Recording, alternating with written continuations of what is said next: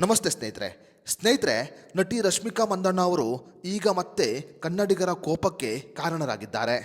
ನಟಿ ರಶ್ಮಿಕಾ ಮಂದಣ್ಣ ತಮಿಳು ಭಾಷೆಯನ್ನ ಹೊಗಳುವ ಭರದಲ್ಲಿ ತಮ್ಮ ಮಾತೃಭಾಷೆಯನ್ನೇ ಮರೆತಿದ್ದಾರೆ.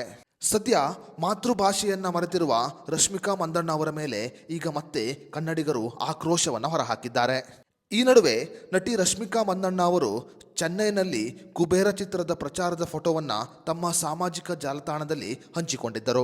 ಸದ್ಯ ನಟಿ ರಶ್ಮಿಕಾ ಮಂದಣ್ಣ ಅವರು ಹಂಚಿಕೊಂಡಿರುವ ಆ ಫೋಟೋ ಸಾಮಾಜಿಕ ಜಾಲತಾಣದಲ್ಲಿ ಸಾಕಷ್ಟು ವೈರಲ್ ಆಗಿದೆ. ರಶ್ಮಿಕಾ ಮಂದಣ್ಣ ಅವರು ಹಂಚಿಕೊಂಡಿರುವ ಫೋಟೋದಲ್ಲಿ ಅವರು ತಮ್ಮ ಬಾಲ್ಯದ ನೆನಪುಗಳನ್ನು ಹಂಚಿಕೊಂಡಿದ್ದಾರೆ.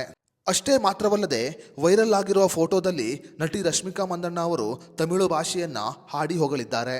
ಕುಬೇರ ಚಿತ್ರದ ಪ್ರಮೋಷನ್ ಸಮಯದಲ್ಲಿ ಮಾತನಾಡಿರುವ ನಟಿ ರಶ್ಮಿಕಾ ಮಂದಣ್ಣ ಅವರು, ನಾನು ಬಾಲ್ಯದ ದಿನಗಳನ್ನು ಕಳೆದಿದ್ದು ಚೆನ್ನೈನಲ್ಲಿ ಆಗಿದೆ. ಈ ಕಾರಣಗಳಿಂದ ನನ್ನ ಹೃದಯದಲ್ಲಿ ಚೆನ್ನೈಗೆ ವಿಶೇಷವಾದ ಸ್ಥಾನವಿದೆ ಅಂತ ಹೇಳಿದ್ದಾರೆ. ನನ್ನ ತಂದೆ ಚೆನ್ನೈನಲ್ಲಿ ಕೆಲಸವನ್ನ ಮಾಡುತ್ತಿದ್ದ ಕಾರಣ ನಾನು ಬಾಲ್ಯದ ಹೆಚ್ಚು ದಿನಗಳನ್ನು ಚೆನ್ನೈನಲ್ಲಿ ಕಳೆದಿದ್ದೇನೆ. ಅಷ್ಟೇ ಮಾತ್ರವಲ್ಲದೆ ನಾನು ಕಲಿತ ಮೊದಲ ಭಾಷೆ ತಮಿಳು ಅಂತ ಹೇಳಿದ್ದಾರೆ ನಟಿ ರಶ್ಮಿಕಾ ಮಂದಣ್ಣ ಅವರು. ನಾನು ಬಾಲ್ಯದ ದಿನಗಳನ್ನು ಚೆನ್ನೈನಲ್ಲಿ ಕಳೆದ ಕಾರಣ ನಾನು ಕಲಿತ ಮೊದಲ ಭಾಷೆ ತಮಿಳು ಅಂತ ಹೇಳಿದ್ದಾರೆ ನಟಿ ರಶ್ಮಿಕಾ ಮಂದಣ್ಣ ಅವರು. ತಮಿಳು ಭಾಷೆಯನ್ನ ಹೊಗಳಿರುವ ನಟಿ ರಶ್ಮಿಕಾ ಮಂದಣ್ಣ ವೃತ್ತಿ ಜೀವನವನ್ನು ಆರಂಭಿಸಿದ ಕನ್ನಡ ಭಾಷೆಯನ್ನೇ ಮರೆತಿದ್ದಾರೆ ಅಂತ ಸಾಕಷ್ಟು ಕನ್ನಡಿಗರು ಕೋಪವನ್ನು ಹೊರಹಾಕಿದ್ದಾರೆ. ತಮಿಳು ಭಾಷೆಯನ್ನು ಹೊಗಳಿರುವ ನಟಿ ರಶ್ಮಿಕಾ ಮಂದಣ್ಣ ಅವರ ಬಗ್ಗೆ ನಿಮ್ಮ ಅನಿಸಿಕೆ ಅಭಿಪ್ರಾಯವನ್ನು ನಮಗೆ ಕಮೆಂಟ್ ಬಾಕ್ಸ್ನಲ್ಲಿ ತಿಳಿಸಿ.